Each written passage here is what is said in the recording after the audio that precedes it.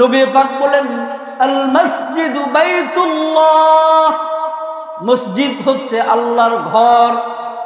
বলুন, মসজিদ কার ঘর? আওয়াজ করে বলুন, কার ঘর? আল্লাহর ঘর। মসজিদ কার? আওয়াজ করে বলেন, মসজিদ কার? এই কথাটা বারবার কেন সাক্ষ্য দেওয়া হচ্ছে? কারণ মসজিদ আল্লাহর।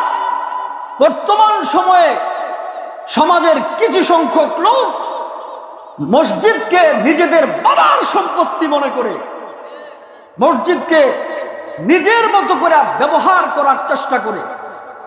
ঠিক না বেঠিক? আওয়াজ করে বলুন। মসজিদ কোন ব্যক্তি নিয়ন্ত্রিত প্রতিষ্ঠান নয়, মসজিদ হচ্ছে আল্লাহ অধিকার। সভা, আপনি সভাপতি মানুষ, এলাকার বড় মানুষ, আপনি চেয়ারম্যান মানুষ, আপনি বড় সাহেব, আপনি মসজিদের সামনের কাতারে জায়নামাজ একটা বিছিয়ে রেখে, জায়গাকে রিজার্ভেশন করে রেখে পরবর্তীতে মানুষকে খুঁচিয়ে আপনি সামনে যাবেন, জায়েজ নাই। মসজিদ কার? আল্লাহর অধিকার। একেবারে বাদাম ব্যাপারীর থেকে শুরু করে রিক্সাওয়ালা পর্যন্ত, এরপরে উচ্চ মর্যাদায় হাই প্রোফাইলের শ্রেণীদের মানুষ বলতে আমরা এমপি মন্ত্রীদেরকে বুঝাই। ঠিক উপরের হাই প্রোফাইলের মানুষ পর্যন্ত সকলের সমভাবে অধিকার সভা। ঠিক না বেঠিক? বলেন, মসজিদ কার? অধিকার। এমনকি মসজিদ কোন ব্যক্তি দ্বারা নিয়ন্ত্রিত প্রতিষ্ঠান নয়। এলাকার মেম্বার চেয়ারম্যান তো দূরের কথা, এলাকার এমপি মন্ত্রী অনেক দূরের কথা, কোন এলাকার রাষ্ট্রের রাষ্ট্রপ্রধানও মসজিদকে নিয়ন্ত্রণ করার কোন ক্ষমতা রাখে না। মসজিদ কার? আওয়াজ করে বলুন।